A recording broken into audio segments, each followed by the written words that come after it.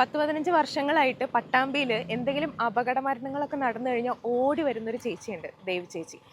ഈ കാലയളവ് അത്രയായിട്ട് ചേച്ചി കൈകാര്യം ചെയ്തിട്ടുള്ളത് 100-ലധികം മൃതദേഹങ്ങളാണ്.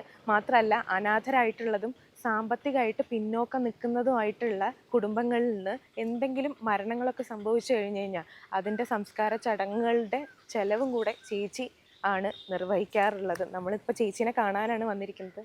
ചേച്ചി നമസ്കാരം. നമസ്കാരം. Welcome to movie world media. ഒരുപാട് സന്തോഷം കാണാൻ പറ്റിയതിൽ. കാരണം കേട്ടിട്ടേ ഉള്ളൂ. എന്താ പറയാ, വലിയൊരു കാര്യം എന്നൊക്കെ പറഞ്ഞാൽ ഞാൻ വെറുതെ ഇരുന്നത് അടുത്തിരുന്നിട്ട് വെറുതെ എന്തെങ്കിലുമൊക്കെ പറയണ പോലെ ആയിപ്പോവും. ശരിക്കും പറഞ്ഞാൽ ആളുകൾ ചെയ്യാനായിട്ട് മടിക്കുന്ന കുറെ കാര്യങ്ങളാണ് ചേച്ചി ചെയ്യുന്നതൊക്കെ. എത്രാമത്തെ വയസ്സിലാണ് ഇങ്ങനെ മൃതദേഹങ്ങളൊക്കെ കൈകാര്യം ചെയ്ത് തുടങ്ങിയത്? മൃതദേഹം പറഞ്ഞപ്പോൾ ഒരു 10-20 വർഷത്തോളൊക്കെ ആയിട്ടുണ്ടാവും. എൻ്റെ കുട്ടിക്കാലത്ത് തന്നെ മൃതദേഹം കണ്ട അങ്ങനെ പേടിയോ കാര്യങ്ങളൊന്നും ഇല്ല. കാരണം കുട്ടിക്കാലം ഇപ്പോൾ വീട്ടിൽ അമ്മമാരോ ഒക്കെ കുടുംബക്കാരൊക്കെ മരിച്ചു കഴിഞ്ഞാലും അതിനെ വിളക്കെത്തിക്കാനും അതിൻ്റെ അടുത്ത് പോകാനും അടുത്തിരിക്കാനൊന്നും അന്നേ പേടിയില്ല.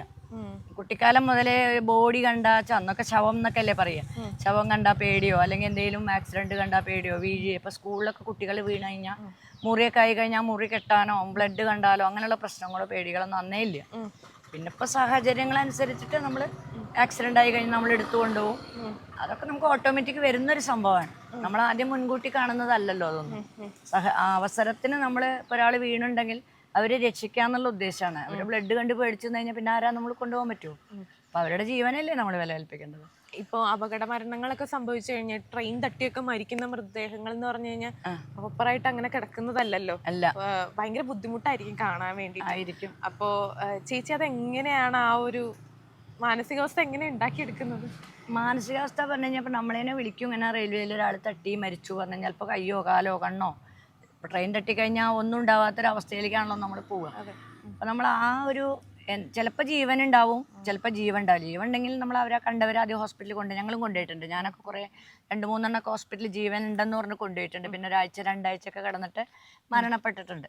അപ്പം ചിലപ്പോൾ കാലൊക്കെ മുറിഞ്ഞിട്ടുണ്ടാവും, ബ്ലഡ് വന്നിട്ടുണ്ടാവും, കൈ ഉണ്ടാവില്ല, കാലുണ്ടാവില്ല. പക്ഷെ അത് അതിൻ്റെ മുമ്പ് ഒരു മനുഷ്യനായിരുന്നില്ലേ. ഒന്നെങ്കിൽ അയാൾ ചാടിയതായിരിക്കാം, അതല്ലാന്നുണ്ടെങ്കിൽ പിന്നെ എന്തെങ്കിലും ട്രെയിൻ തട്ടിയതായിരിക്കാം, അതല്ലെങ്കിൽ നടന്നു പോകുമ്പോൾ എന്തെങ്കിലും സംഭവിച്ചതായിരിക്കാം, അല്ലെങ്കിൽ കരുതിക്കൂട്ടി ആത്മഹത്യയായിരിക്കാം. എന്താണെങ്കിലും ആ മരിക്കുന്നതിൻ്റെ മുമ്പ് അയാളൊരു ജീവനുള്ളതും അച്ഛനും അമ്മയും കുടുംബമുള്ളതും ഉള്ളൊരു മനുഷ്യൻ.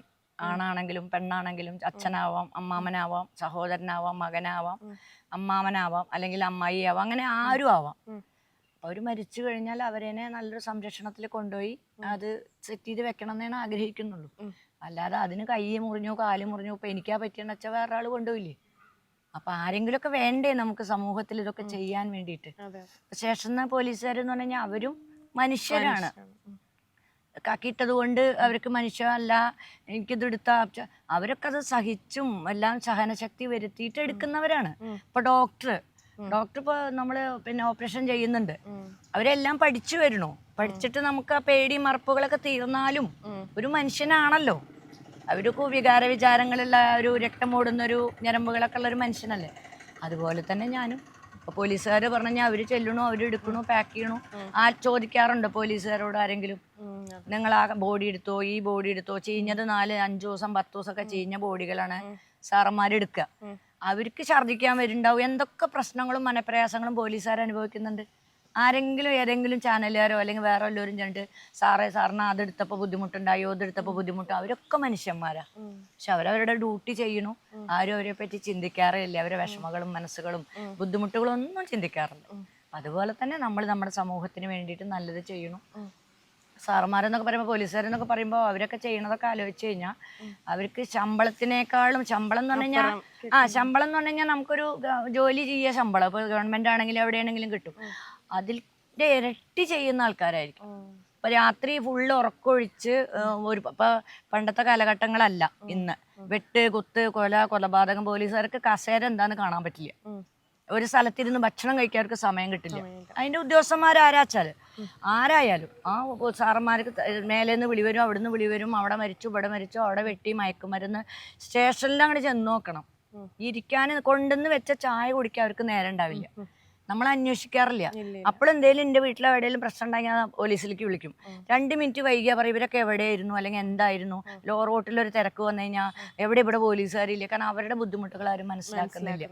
അപ്പൊ അവര് 5 ദിവസം 10 ദിവസം ഇതായ ബോഡി രാത്രി നൈറ്റ് ഫുള്ളിരുന്ന ഒരുപാട് രാത്രിയാണെങ്കിലും ചേച്ചിക്കൊക്കെ പെട്ടെന്ന് ആരെങ്കിലും വിളിച്ചു കഴിഞ്ഞാൽ പോവേണ്ടി വരാം. 2 മണിക്ക് 1 മണിക്കാണെങ്കിലും 2 മണിക്കാണെങ്കിലും നമ്മൾ പോവും.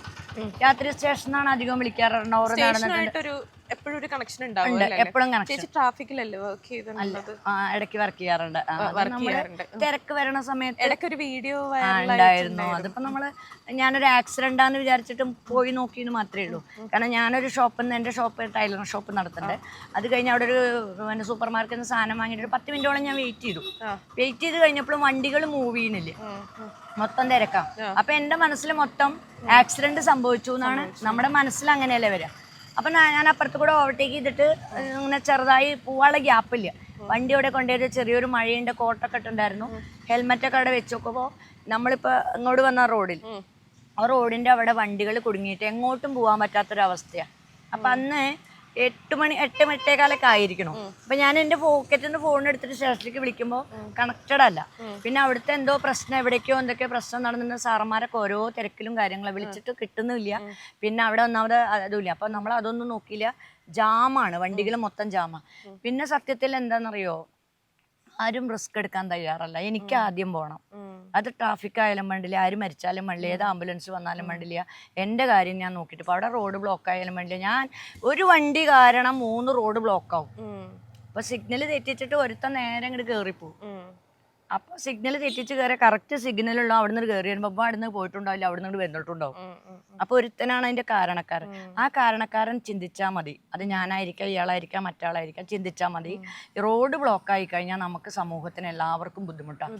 അതിനിടയിൽ കൂടെ ഒരു ആംബുലൻസ് വന്നാൽ ഈ റോഡ് ബ്ലോക്ക് ആക്കിയവൻ്റെ വീട്ടുകാരാണെങ്കിലോ ആരും ആവാലോ. അപ്പം നമ്മളൊക്കെ ശ്രദ്ധിക്കേണ്ടത് എന്താണെന്നറിയോ, സമൂഹത്തിന് ദോഷം വരാത്ത കാര്യങ്ങൾ ഓരോരുത്തരും ചിന്തിച്ചു കഴിഞ്ഞാൽ പ്രശ്നങ്ങൾ കുറേ ഒഴിവാകും. അപ്പം അന്ന് അങ്ങനെ ഞാൻ റോഡിൽ ഇറങ്ങി ബ്ലോക്കൊക്കെ തീർത്തു. ഒരു 1-1.5 മണിക്കൂർ ഉണ്ടായിരുന്നു. അപ്പം അതിനിടയ്ക്ക് ആരോ വീഡിയോ എടുത്തു. എനിക്കച്ച് ഈ വീഡിയോ കാര്യങ്ങൾ അങ്ങനെയൊന്നും താല്പര്യമില്ല, ഫോട്ടോസ് എടുക്കാൻ പറ്റില്ല, മഴയും കാര്യങ്ങളൊക്കെ ഉണ്ടായിരുന്നു. അതങ്ങനെ വൈറലായതിന് മാത്രം ആരോ ഫോട്ടോ എടുത്തിട്ട്, ഞാൻ ഫോട്ടോ എടുക്കാൻ വേണ്ടി ഒന്നും ചെയ്യാറില്ല. പോണ പോക്കിൽ ആരെങ്കിലും വീണിട്ടുണ്ട്. ഒരുപാട് ആൾക്കാർ ആക്സിഡന്റ് ആയിട്ട് ഹോസ്പിറ്റലിൽ കൊണ്ടുപോയിട്ടുണ്ട്, പൈസ കൊടുത്തിട്ടുണ്ട് ഹോസ്പിറ്റലിൽ കൊണ്ട്. പിന്നെ എല്ലാവർക്കും പേടി എന്താണെന്നറിയോ, ആക്സിഡന്റ് ആയിട്ട് ഹോസ്പിറ്റലിൽ എന്തെങ്കിലും പൈസയുടെ അല്ല, ഹോസ്പിറ്റലിൽ ചെന്നാൽ അവര് വിളിപ്പിക്കോ, പോലീസുകാർ വിളിപ്പിക്കോ, അതൊക്കെ അതുണ്ടായിരുന്നു പണ്ടൊക്കെ. 2019 മുതൽ സുപ്രീം കോടതിയുടെ ഓർഡർ വന്നിട്ടുണ്ട്, കൊണ്ടുപോയി ഹോസ്പിറ്റലാക്കിയാൽ മതി, അതിന്റെ ഉത്തരവാദിത്തങ്ങളും ബാക്കിയുള്ളതൊക്കെ സ്റ്റേഷനും കാര്യങ്ങളും നോക്കും. ഇനിയിപ്പോൾ അങ്ങനെയല്ല, നമ്മുടെ പേർക്ക് അങ്ങനെ ഒരു കേസ് വരികയാണെങ്കിൽ കൂടി നമ്മളൊരു തെറ്റും ചെയ്തിട്ടില്ല, നമ്മളൊന്ന് സ്റ്റേഷനിൽ പോവുക, കോടതിയിൽ പോയാൽ ഇപ്പം എന്താ കുഴപ്പം? ഒരാളുടെ ജീവൻ രക്ഷിച്ചു എന്നുള്ളത് നമുക്കൊരു സന്തോഷമല്ലേ. ഞാൻ അങ്ങനെയൊന്നും നോക്കാറില്ല. ഒരാളെ ആക്സിഡന്റ് ആയി, നിയമത്തിന് പിന്നെ നമ്മൾ ചിലപ്പോൾ 10 പ്രാവശ്യം പോലീസ് വിളിക്കും, കോടതിയിൽ വിളിക്കും, ഒക്കെ വിളിച്ചാലും നമ്മുടെ ഒരു ആത്മസംതൃപ്തി എന്താ, അയാളെ രക്ഷപ്പെടുത്താൻ കഴിഞ്ഞു, അയാൾ ഹോസ്പിറ്റലിൽ പോയി, സ്റ്റേഷനിൽ വന്ന് പറയാം സാറേ എങ്ങനെ കിടന്നുണ്ടായിരുന്നു, ഞാൻ കൊണ്ടുപോയി. സാർ അത് മനസ്സിലാക്കുന്നല്ലേ അവരൊക്കെ. അവർക്കൊക്കെ സന്തോഷമുള്ള ഒരാളെ ജീവൻ രക്ഷിച്ചുല്ലോ അവരെന്നല്ലേ ആലോചിക്കുള്ളൂ. ഇപ്പോഴത്തെ സമൂഹത്തിന് അതൊന്നും താല്പര്യമില്ല.